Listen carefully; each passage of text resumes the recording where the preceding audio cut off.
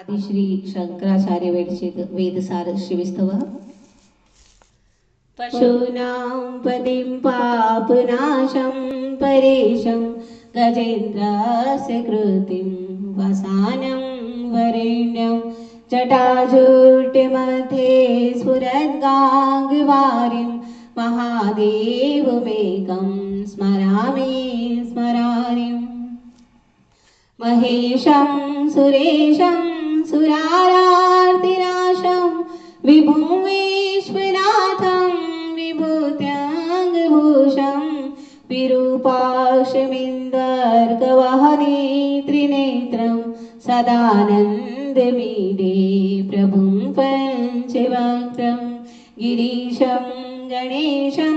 गले नीलवर्णं गवेन्द्राधिरूढं गणातीतरूपं भवं भास्मरं भस्मनाभूषिताङ्गं भवानीकलत्रं भजे पञ्चवक्त्रं शिवाकान्तशम्भो शशङ्कार्धमाले महेशानिशूलिं जटाजूटधारिं त्वमेको जगद्व्यापको विश्वरूपः प्रसीद प्रसीद प्रभो पूर्णरूप परात्मानमेकं जगद्बीजमाद्यं निरीहं निराकारमोङ्कारवेद्यं यतो जायते पाल्यते येन विश्वं तमीशं भजे लीयते यत्र विश्वं न भूमिर्न चापो न वह्निर्न वायुर्न चाकाशमस्ते न तन्द्रा न निद्रा न ग्रीष्मो न शीतं न देशो न वेशो न यस्यास्ति मूर्ति त्रिमूर्तिं तमीडे अजं शाश्वतं कारणं कारणानां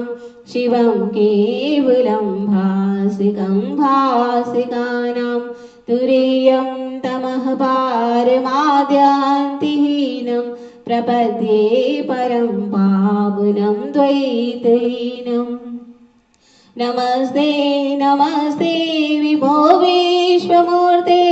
नमस्ते नमस्ते चिदानन्दमूर्ते नमस्ते नमस्ते तपोयोगगम्य नमस्ते नमस्ते श्रुतिज्ञानगम्य प्रभो शूलिपाणे विभो विश्वनाथ महादेव शम्भो महेश त्रिनेत्र शिवाकान्त शान्त स्मरारे पुरारे त्वदन्यो वरेण्यो न मान्यो न गण्यो शम्भो महेश करुणामय शूलपाणे गौरीपते पशुपते पशुपाशनाशिन् काशीपते करुणया जगदेतदेकस्त्वं हंसि पाति विदधा।